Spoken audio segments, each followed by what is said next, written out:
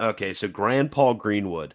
Can you explain if slash how a Protestant who is invincibly ignorant of the requirement to be Catholic can be saved despite having committed grave sin and not having gone to confession? Okay, this is an excellent question. Now, this can mean a number of different things.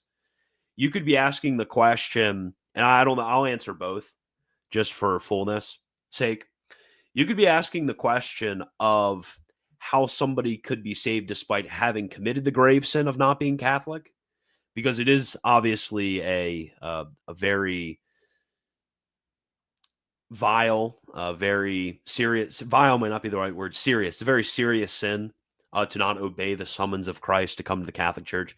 So you could specifically be asking that question, and it's kind of answered in your initial statement of who is invincibly ignorant.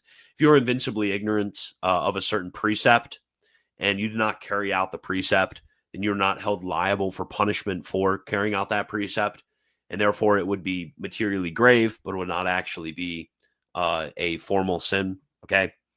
Or you could be asking the question of how we have Protestants who have committed mortal sins throughout their life and have not gone to confession, so not had the sacrament of confession, and how these people are forgiven of those sins. Okay. That could be the other question that you're asking.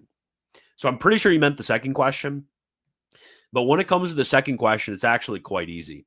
So sacramental confession is not necessary in such a way as to not allow for substitution.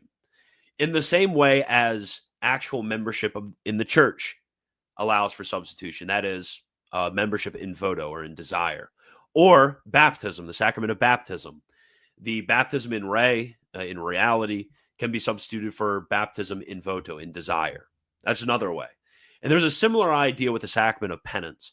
So, with the sacrament of penance, one can make what's called an act of perfect contrition.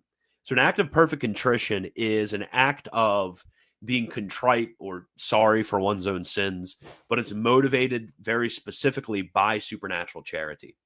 So, in this case, one would actually not need to go to confession. The same way as you would have a Catholic who commits a mortal sin, makes an act of perfect contrition, and before they get to confession, they die.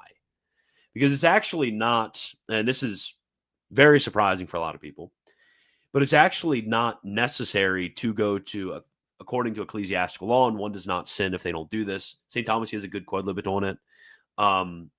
But it's actually not sinful for you to put off confession as long as one does not transgress the laws of the church to go to confession once a year. So let's say it's January and you commit a mortal sin and you actually put off confession. You make an act of perfect contrition, obviously. You don't receive the Eucharist, but you put off confession until Lent. You've not sinned by doing that.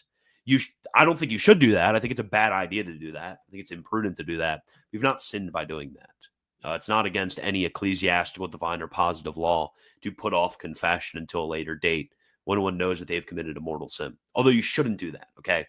Because an act of perfect contrition, it's very hard often to gauge whether one truly has made one of them.